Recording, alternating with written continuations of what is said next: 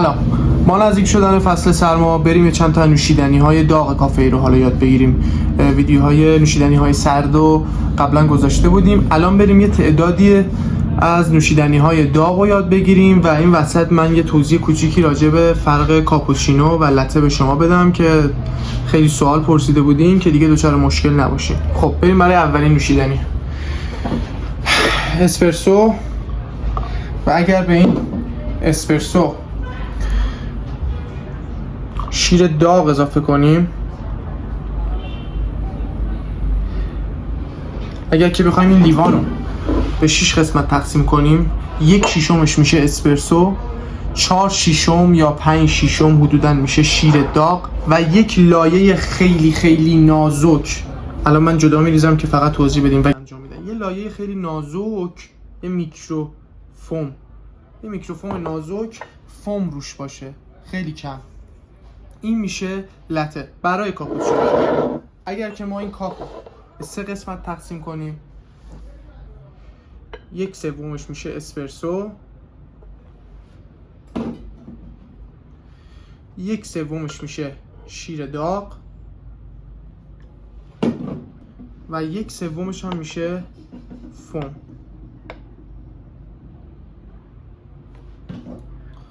این شد کاپوچینو که اندازه اسپرسو، شیر داغ و فوم با هم در این نوشیدنی برابره.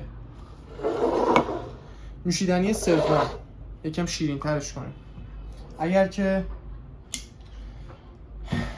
اسپرسو و یه مقداری سیروپ کارامل، حالا هر کی یه جوری اینا رو با هم ترکیب میکنه که اول سیروپو میریزه بعد اسپرسو رو روش میگیره که من از قبل آماده کردم اسپرسومو. یکی هم که نه، اسپرسو رو میگیره، سیروپو داخل پیچر میریزه و اونجوری عمل فومگیری رو انجام میده و بعد قاطی میکنه. و شیر داغ کارامل ماکیاتو، این هم نوشیدنی سوم. و نوشیدنی چهارم و نوشیدنی آخر، این سری برعکسش رو انجام میدم. سیروپ شکلات، اسپرسو،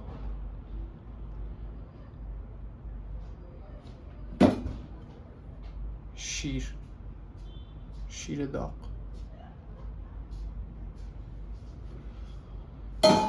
این هم 4 تا از نوشیدنی های داغ کافه‌ای.